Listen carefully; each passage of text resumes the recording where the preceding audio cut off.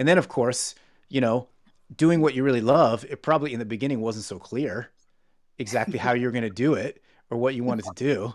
So yeah, so tell us a little bit about that, because I think that's useful for people to hear about. When you're doing the work, when you embark on the path of doing the work you feel like you're meant to do, it can actually be really confusing.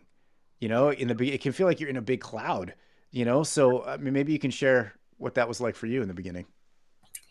Absolutely. I mean, the area, I mean, to dip into neuroscience for a second, the area of the brain where purpose and feelings and that kind of stuff live is not the same part of the brain with language and logic. And so I think, not that I'm a neuroscientist, but that's what I've read.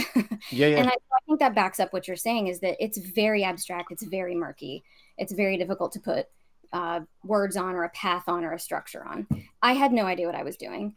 I had no intention of becoming an entrepreneur at any time much previous to when I was kind of kicked into it, just thrown into the deep end, as it were. And I remember, I it's funny where Nikki's getting her answer as we go through the podcast, but I reached out to people like David, and I spent the first month just talking to people who had done something like what I wanted to do, coaches, and just saying, where do you get clients? How do you do this? Do I need an LLC? Do I need business insurance? How do I price? What do I do? Help, I'm scared. I didn't say that, but that's what I was thinking. I was terrified.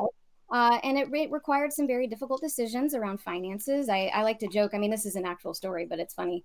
I went line by line through my budget with my husband, and I literally went from LaCroix water, drinking that kind of water, to tap filtered water from the fridge. Like, I cut every expense to make it happen so that I could have this time and space to build the business.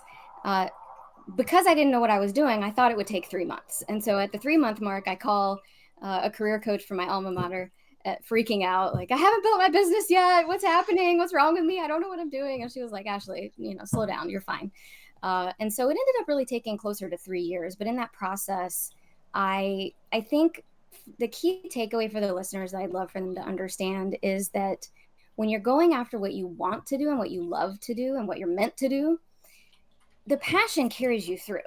Even when I took an entrepreneurship class in the business school, even sort of in an academic setting, they said, look, it's the single most important factor for whether a new business is going to succeed is the passion behind what you're doing. If you're in it for money, that it takes a couple of years.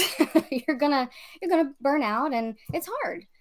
There were days when the only thing that carried me through was thinking forward to the people who needed what I do, and just picturing them and feeling them and saying, you know what, for you, I'm going to keep going. I don't know who you are. I haven't met you yet. Now I've met them, and it's been very fulfilling. But at the time, that was the only thing that carried me through, was the passion.